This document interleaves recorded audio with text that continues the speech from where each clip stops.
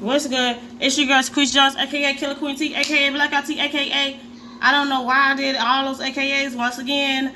Ooh, drop down in the comments if you think this jar is swell. That's what it is.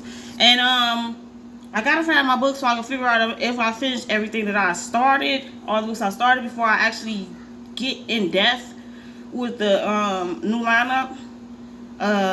Today you might be getting another Black Boy chapter. You know, that'll be 3 videos already. The following, I think I should be able to get y'all with 2 chapters today.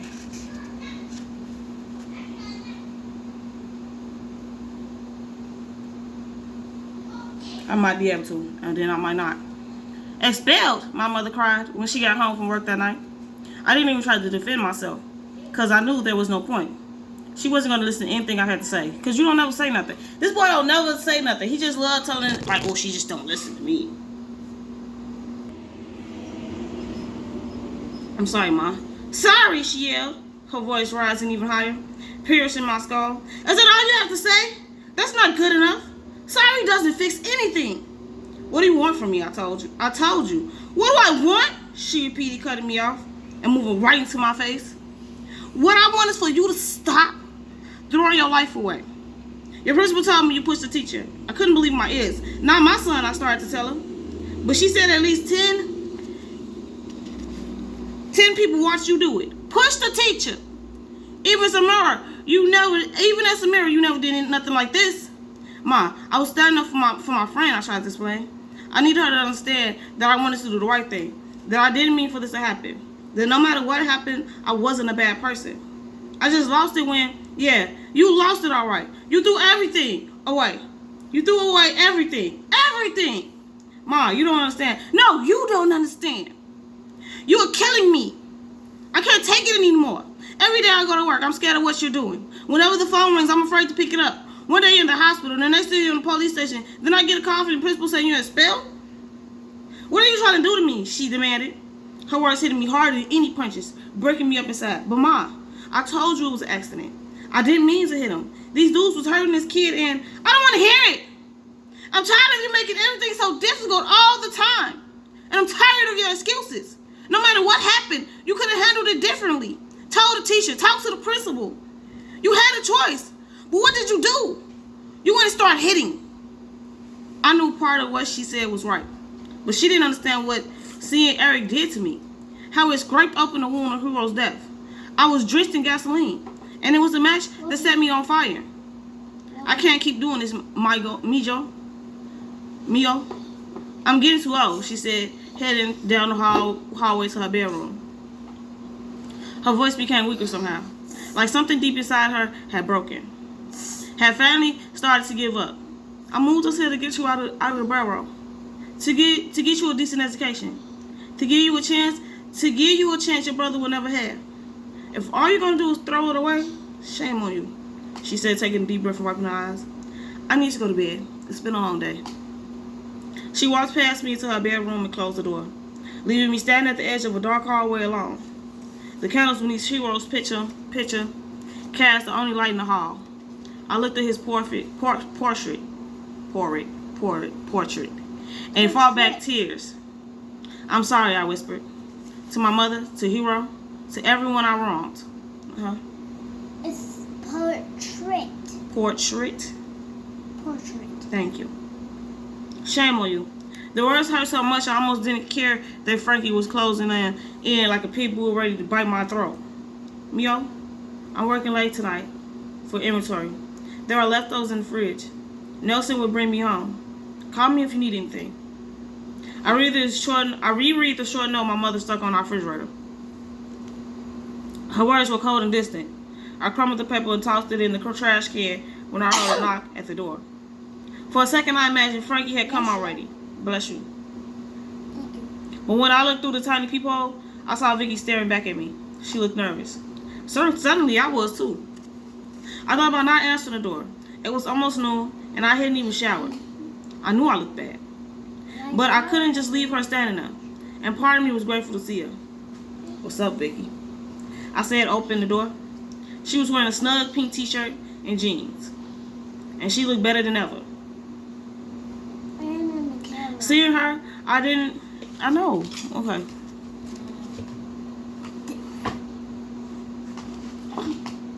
Seeing her, I didn't know what to say.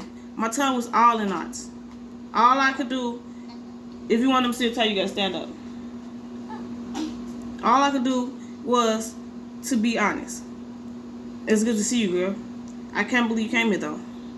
You think you're going to keep me away with a note like this? She replied with a smile. She was holding the note I wrote her in class yesterday. When I read it, I was like, why hasn't he just been honest with me? He just graduated out of kindergarten. He wants y'all to see his pineapple tie and his straight out of kindergarten shirt.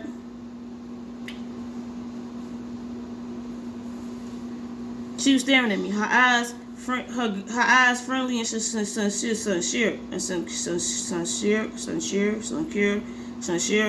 Oh my goodness. In her gaze, I felt exposed somehow. It was like she could see right into me. Like she was looking at the guilt in my heart. The stupid mistakes I made. The trouble hanging over me like a curse. Look, I'm sorry, Vicky. I've just had a rough time lately. A lot of stuff has been going on. I didn't handle it well. I admit it. I needed her to understand I never meant to hurt her. I shouldn't have treated you that way. You're right. And if you do it again, you be sorry, she teased. I am sorry, Vicky. Seriously, I said. I know you are, Martin. That's why I'm here, she replied. You think I'd come over here if I thought you were a jerk? Girl, you're crazy. Just because I'm sorry doesn't mean what I said to you isn't true. You should stay as far away from me as possible. I meant the words. Force them out even though they hurt to say. Oh my God, I'm so sick of hearing that. Look at me, Martin. I'm standing here because I like you. If you honestly don't want me around, just tell me and I'll leave. But if I hear another person, especially you, telling me I'm doing the wrong thing, I'm going to freak. How can you be so sure about me, Vicky? I said, unable to hide the sadness bubbling inside me. I stepped away from the door so I could have my eyes, but she followed me. Because if you were really a jerk, you wouldn't try so hard to protect me, Martin, she said, putting her hand on my shoulder. If you really were a jerk, you wouldn't have stood up for Eric in the locker room. And if you really were a jerk, you wouldn't apologize to me neither. Believe me, I know what I see in you, and I'm sure I'm right. I felt like someone who had been lost in the desert. Her words were like water. I needed to drink them in, to believe them, but I knew better. Why your mama not giving you all this comfort and shit at the crib?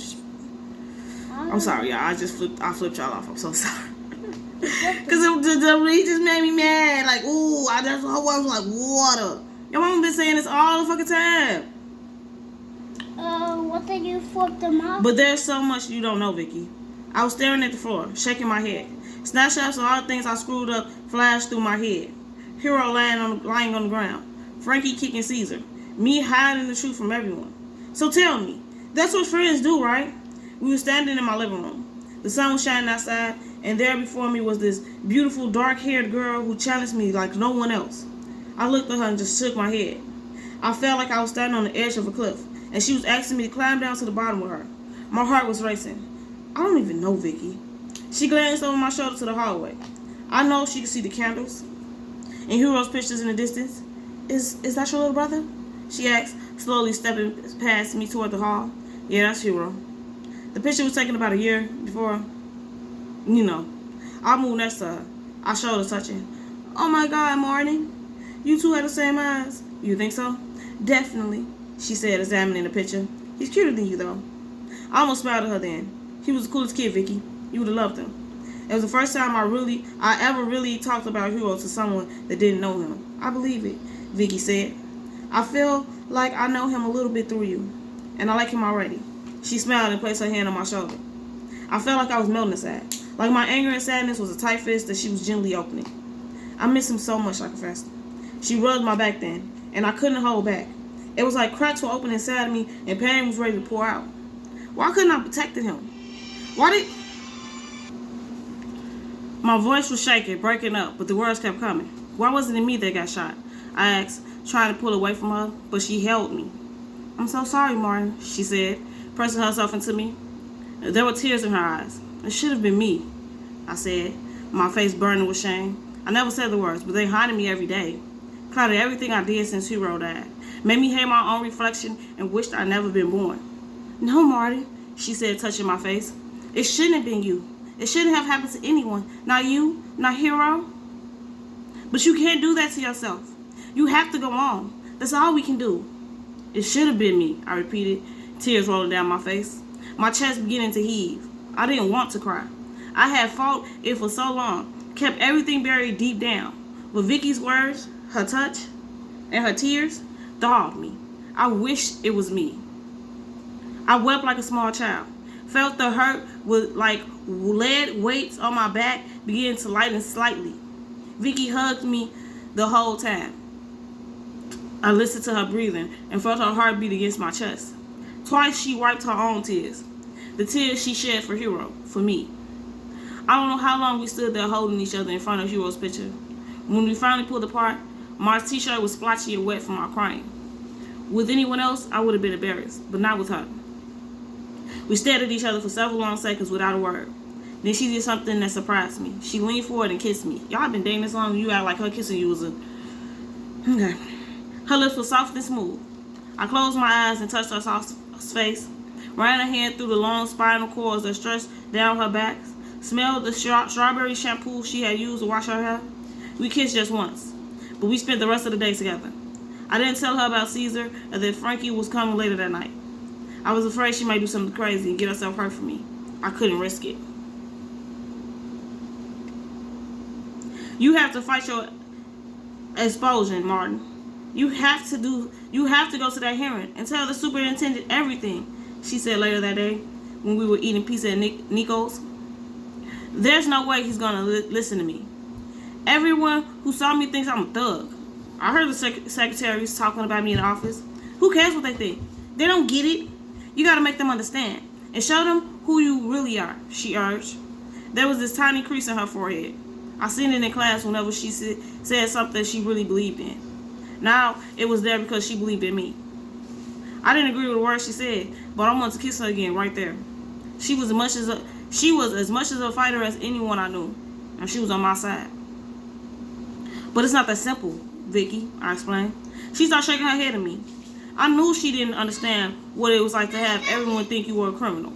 How you were guilty before you even opened your mouth. Besides, I pushed Mr. Dooley. Well, if you don't fight this, shame on you, because I expected more from you, she said, putting her hands on her hips. I couldn't believe her words. The same ones my mother had said. Girl, this isn't even about you. Why? Why are you getting in the middle of it? I'm already in the middle of it. Steve, my ex-boyfriend, remember? And then there's you. She smiled. And for a half second, she blushed. She knew what I was going to ask her next. I could see it on her face. And what am I? That depends. What do you want to be? She asked with a sly smile. My heart jumped. I grabbed her hand. For the first time at Bluford, I had a true friend. And for the first time in my life, I had found a girl who moved my soul. So you can't wait? Yeah, You can't wait? yes. Okay, thank you. It figures both came on the day I had to face Frankie. The day after I was kicked out of Buford. I'll tell you later, I said, holding her hand, making a silent promise to answer the question if I ever got the chance to be with her again. If I survived my clash with Frankie, yeah, it's swell. It's swell. I'm a little fool like, yeah, it's swell. Yeah. My cheek, this right here, this little section. What about your lip? It look good? She squeezed my hand back and smiled. She knew I wasn't telling her everything. Right then, it didn't matter. I wished I could have bottled that moment. Saved it for whatever somehow. Forever somehow. Because at that table, in the back of Nico's, with Vicky's soft hand in mine, I felt something new. Something I lost months ago. Maybe something I never really had. I felt glad to be alive. And yet, even then, I could feel Frankie come and strip it all away. Snuff it out like a candle. If there was going to be any hope for me in this world, I had to stop him tonight. Oh, what's going down? Hold on, it's chapter 10. Stop who tonight? See, that's how you know you ain't been listening. You won't. Get away from me, Elijah. I did listen. No, you haven't, because then you would know who we got to stop tonight. And wouldn't mean know who we got to stop tonight. But I'm not even. I'm gonna be petty. Elijah, go in the closet right there and give me those 2 kid books on the floor. I'm going to be petty. I was about to go ahead and give y'all that last chapter. And in it. But why? What? What reason? Come back tomorrow. Check me out. It's like, but when I smile like this, you can't, yeah, it's a little soft. But it's okay. It's all good in the hood. It's all good in the hood. See how long it's going to take the kid to come out with a book?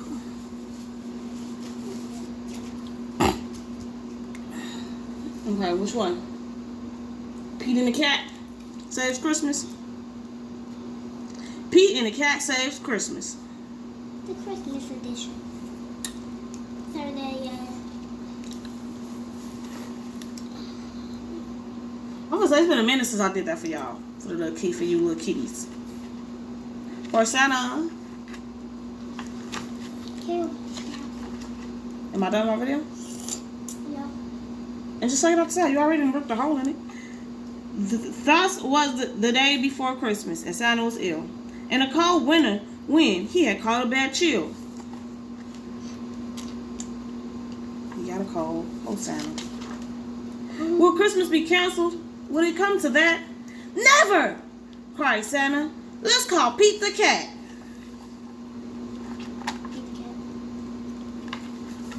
Santa asked Pete to deliver the toys to all the good girls and to all the good boys. Pete looking like, do I got to do this? Do I got to do this? I guess so. Whatever, bro. I'll do it, said Pete. And although I'm small, at Christmas we give, so I'll give it my all. But in the episode of Pete the Cat, he says nothing.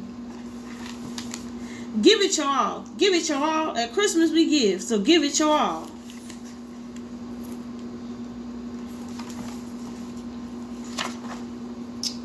Pete jumped into his minibus and started to roll. He left the Key West and went to the South Pole. Let me tell you something. Road trip, cried Pete. First stop, the North Pole.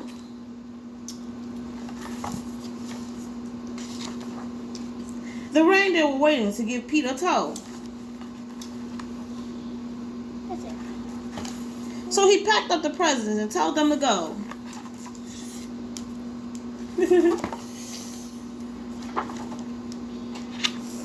Then the minibus flew, just like in a movie. Peter the Cat cried, "This is totally groovy!"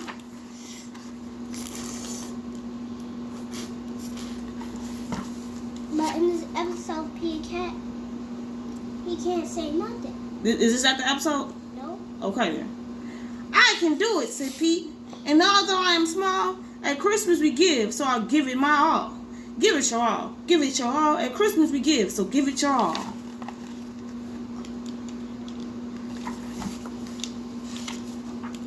As the children were sleeping all snug in their beds, Pete and his reindeer appeared overhead. Even the bird got a little, little Santa hat, And it's Christmas spirit too. Straight down the chimney, Pete flew in a dash, then backed in his minibus quick as a flash. Every time he delivered a holiday gift, he crossed off the name written on Santa's list. Kim, Emma, Bob, Abby.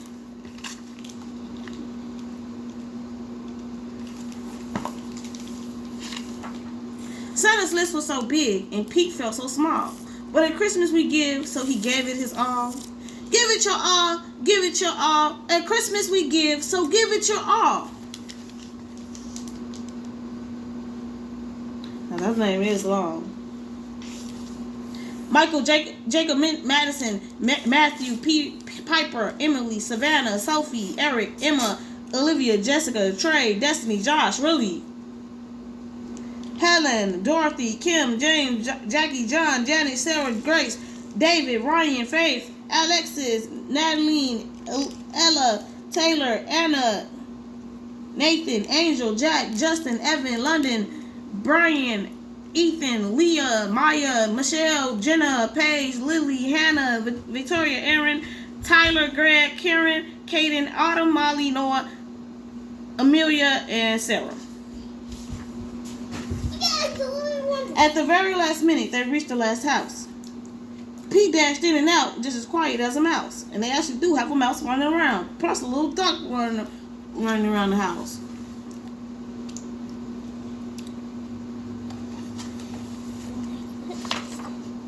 Then right at the break of the new Christmas Day, Pete and his reindeer were flying away. Delivered all them toys to all the kids. Even though at the way this is looking, they delivered to what, 5 houses? Okay, squeeze. Stop being petty. I know kids y'all don't. These is some of the houses all over the world. They didn't feel like doing the glove thing. Back at the North Pole, old Santa was waiting. The elves and the town folks were all celebrating. Thank you, Pete. Small is cool. North Pole Toys Inc. So he got enough energy to come outside, but he didn't have enough energy to deliver toys? Oh no, he didn't have no code. He was just using me. He was just using poor little Pete.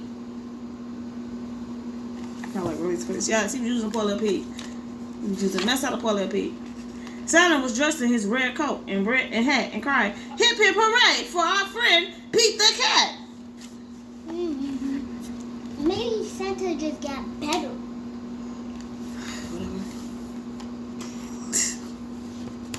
And the next look is this one. I did it, said Pete. And although I'm small, in the spirit of Christmas, I gave it my all. Give it your all. Give it your all. At Christmas we give it, so give it your all. Pete. To Pete. And he gave him a gift. And he got up out of there.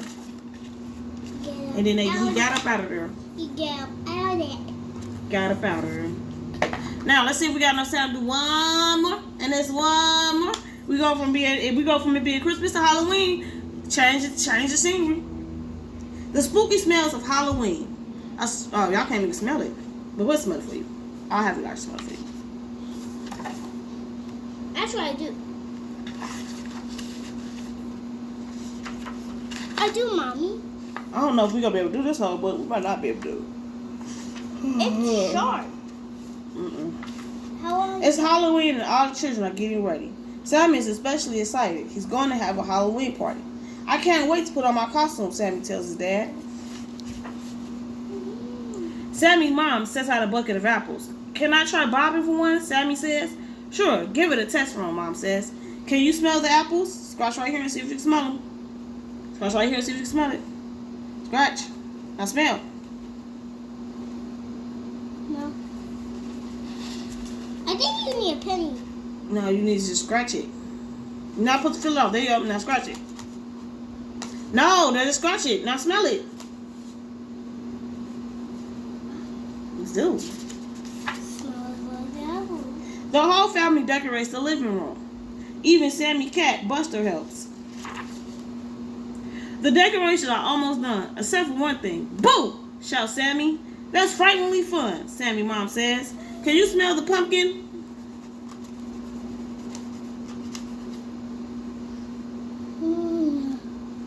Smell like pumpkin? They do. They do. Smell like pumpkin. Sammy puts on his costume for the party. Ahoy, mateys! He cries as he waves his pirate sword. Then Sammy gets Buster ready too. You make a great skunk, Sammy tells his cat. And off they run. Sammy best friend Kate is the first to arrive at the party. I made a special Halloween punch, says Katie. It's called Berry Brew. Okay. Can you smell the Halloween punch? Blueberry. Ooh, it do smell like blueberries. Now it's party time. All the guests are busy eating and playing games. Everyone have a creepy cookie, Sammy dad offers. They're super spooky, says Sammy. Can you smell the Halloween cookies?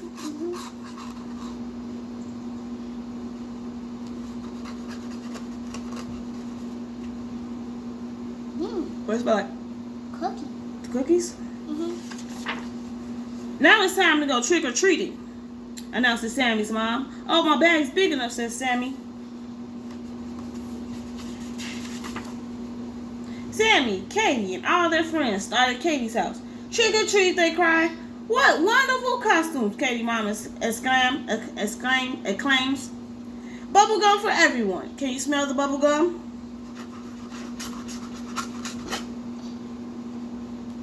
Ooh, smell it. Oh, smell like pink bubble gum. You know, bubble gum's pink already, but still. The children trick or treat at all their neighbors' houses. I got chocolate, caramel, and candy corn, says Katie. I got lollipops, licorice, and lots of taffy, says Sammy. And nobody got any chocolate. Oh, she got a little chocolate. Still not enough. What a super Halloween, Sammy says. It looks like Buxer had a good time too, says Katie. Wait a minute, Sammy exclaims. That isn't Busty. Ah! Can you smell the skunk? I don't want to do this. Do it. I want to do this. Do it. Fine. Ooh. You didn't have to do that much pressure for that one. You didn't. Because smell your fingers. Okay, spell it now. Oh. Oh. Okay. All right. I can't believe I have to do this.